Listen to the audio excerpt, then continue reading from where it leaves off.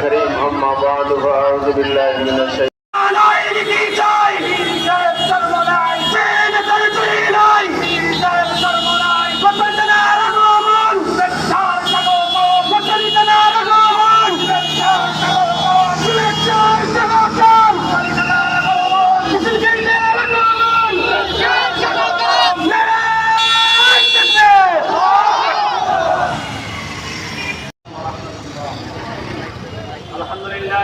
والسلام على عباده الذين اصطفى اما بعد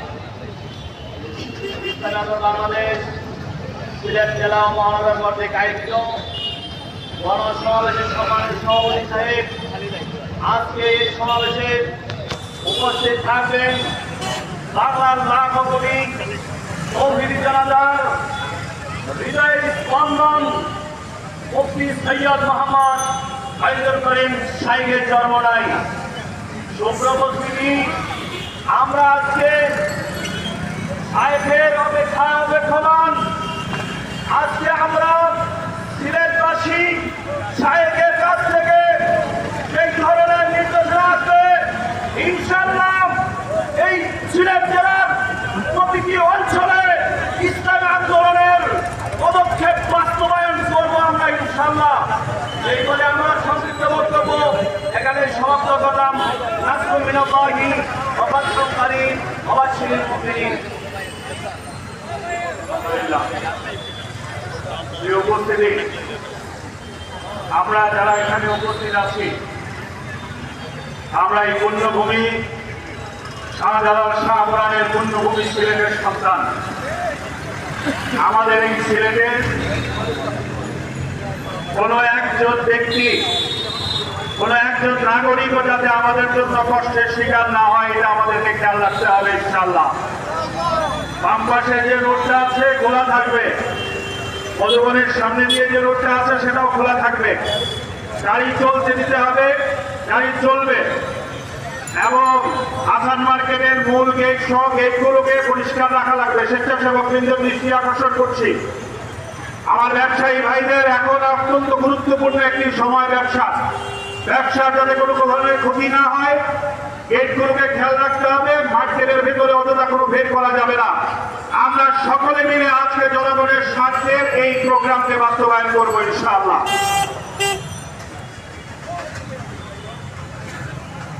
সংগ্রামী জাতীয় বন্ধুগণ, আজকের এখন সমাবেশে এই পর্যায়ে বক্তব্য রাখবেন ইসলামী আন্দোলন বাংলাদেশ সদর উপজেলা শাখার সংগ্রামী সহ সভাপতি মৌলানা আব্দুল সুবহান আফরাসি।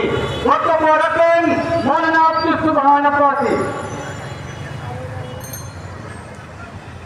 আলহামদুলিল্লাহ ওয়াহদাহু ওয়া কাফা ওয়া সালামুন আলা ইবাদিহি আল্লাযীনা ইসতাফা আম্মা বা'দ।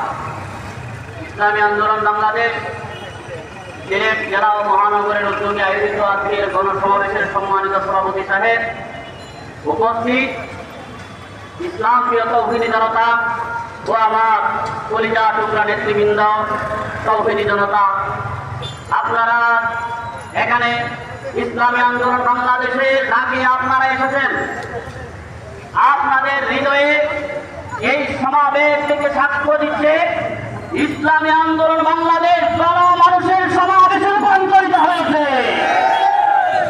ইনশাআল্লাহ। এই গত 10 বছর পূর্বেই ইসলামী আন্দোলনের নাম শুনলে আমাদের অঞ্চলের কথাই বলি, আমরা মনে করতাম এটা কোন দেশের একটা হালুয়া নাকি। আজ মুখে হাত রেখে বলতে পারি বাংলাদেশে যদি রাজনৈতিক দল গণনা করতে হয় ইসলামী আন্দোলন বাংলাদেশকে বাদ দিয়ে রাজনীতির ইতিহাস হবে না। প্রিয় সাথী ও বন্ধুগণ, সময় বড় অল্প। ইসলামী আন্দোলন বাংলাদেশের লক্ষ্য উদ্দেশ্য হল বাংলাদেশ থেকে দুর্নীতি দূর করা। কথা বলে দেখি না, ইসলামী আন্দোলনের লক্ষ্য উদ্দেশ্য হল চাঁদাবাজ বাংলাদেশে থাকতে পারবে না। ইসলামী আন্দোলন ইসলামের জন্য জীবন দিতে এক মুহূর্ত পিছপা হবে না। প্রিয় সাথী বন্ধুগণ, আসুন ইসলামী আন্দোলন আন্দোলন সম্পর্কে জানুন, ইসলামী আন্দোলন বাংলাদেশের ইতিহাস সম্পর্কে জানুন। গণমানুষের এই দল ইসলামী আন্দোলন বাংলাদেশের সবাইকে সুস্বাগতম জানিয়ে এবং সবাইকে মুবারকবাদ জানিয়ে যারা দূর দূরান্ত থেকে এসেছেন আপনাদেরকে ধন্যবাদ জানিয়ে আমি আমার সংক্ষিপ্ত বক্তব্য এখানে শেষ করলাম। নাসরুম মিনাল্লাহি ওয়া ফাতহুন করিম। সংগ্রামী বিক্ষুব্ধ জনতা, আজকে গণসমাবেশে এই পর্যায়ে বক্তব্য রাখবেন মেধাবী ছাত্রদের প্রিয় সংগঠন বিপ্লবকামী শহীদি কাফেলা ইসলামী ছাত্র আন্দোলন বাংলাদেশ সিলেট মহানগর শহরের সংগ্রামী সভাপতি ছাত্রনেতা মোহাম্মদ ফখরুল হুসাইন।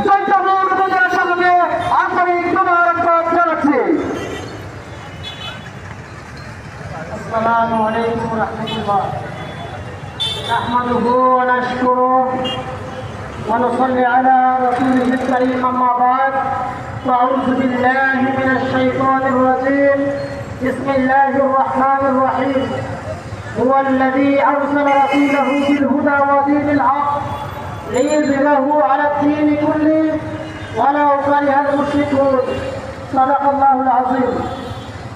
ইসলামী আন্দোলন বাংলাদেশ সিলেট জেলা মহানগর শাখা কর্তৃক আয়োজিত আজকের এই ঐতিহাসিক গণসমাবেশে উপস্থিত মোহতারাম সভাপতি, আজকের এই গণসমাবেশে প্রধান অতিথি হিসেবে উপস্থিত থাকবেন এদেশের গণমানুষের নেতা, জুলাই আগস্টের অগ্রসৈনিক, 5 আগস্টের গণ বিপ্লবের মহানায়ক, এদেশের লক্ষ কোটি জনতার রাজনৈতিক ও ধর্মীয় রাহবর মুফতি সৈয়দ মোহাম্মদ ফয়জুল করিম সাহেবের ফরমানায় উপস্থিত কেন্দ্রীয় নেতৃবৃন্দ, স্থানীয় নেতৃবৃন্দ, সামনে উপবিষ্ট পূর্ণভূমি সিলেটের বিপ্লবী তাহিদি জনতা, 1971 সালের দীর্ঘ 9 মাস রক্তক্ষয়ী যুদ্ধের মাধ্যমে এই বাঙালি জাতির তাজা রক্তের বিনিময়ে আমরা একটা স্বাধীনতা অর্জন করেছিলাম। স্বাধীনতার পর এই দেশের মানুষ আশা করেছিল তাদের বাতের অধিকার, ভোটের অধিকার সহ মৌলিক অধিকার দিতে পারে, এদেশের মানুষ তাদের সমস্ত অধিকার নিয়ে বেঁচে থাকতে পারবে। কিন্তু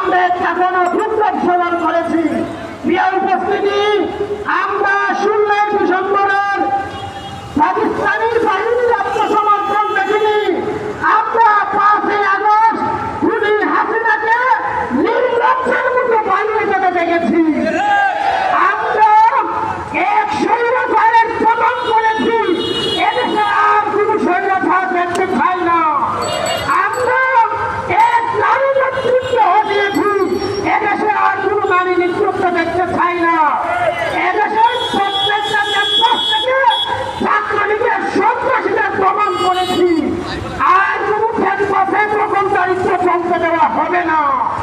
এই দেশের প্রত্যেকটা ছাত্র তাদের অধিকার চর্চা করবে ক্যাম্পাসগুলোতে। আমি অন্তর্বর্তীকালীন সরকারকে বলবো, ছাত্রলীগের প্রকল্প, ছাত্রলীগের অসংগতি, ছাত্র সংগঠনের গুলিকে চাপিয়ে দিবেন না। ক্যাম্পাসে ছাত্র রাজনীতি নিষিদ্ধ করার মতো দুঃসাহস দেখাবেন না। আপনারা যারা অন্তর্বর্তীকালীন সরকারে এসেছেন, এদেশের মানুষের রক্তের উপর দিয়ে এসেছেন, এদেশের রাজনীতি ছাত্রদের রক্তের উপর দিয়ে এসেছেন। সুতরাং মদের চর্চা হবে, রাজনীতির চর্চা ক্যাম্পাসগুলোতে চলতে থাকবে। যারা সন্ত্রাস করে সেই সমস্ত সন্ত্রাসদেরকে নিষিদ্ধ করে। ছাত্রলীগ ক্যাম্পাসগুলোতে আর রাজনীতি করার অধিকার রাখে না, তাদেরকে নিষিদ্ধ করার দাবি জানাচ্ছি। এবং আওয়ামী লীগ যে প্রকল্প করেছে এদেশে 16টা বছর, তারা এদেশে রাজনীতি করার অধিকার রাখে না। আমরা আজকের এই সম্মেলন থেকে দাবি জানাচ্ছি, অতি সত্তর আওয়ামী লীগকে নির্বাচনে মাইনাস করতে হবে এবং এদেশের ছাত্রদেরকে ক্যাম্পাসগুলোতে রাজনীতি চর্চা সুষ্ঠু পরিবেশ তৈরি করে দিতে হবে ইনশাআল্লাহ। প্রিয় জনতা, আমরা মুজিবের শাসন দেখেছি, আমরা জিয়ার শাসন দেখেছি, আমরা আওয়ামী লীগের শাসন দেখেছি, আমরা বিএনপির শাসন দেখেছি। এদেশের মানুষ ঐক্যবদ্ধ হয়েছে, পীর সাহেব চরমোনার হাতে শপথ নিয়েছে, আগামীর বাংলাদেশ হবে ইসলামের বাংলাদেশ, আগামীর বাংলাদেশ হবে এদেশের প্রতি মানুষের মুখে হাসি ফোটার বাংলাদেশ।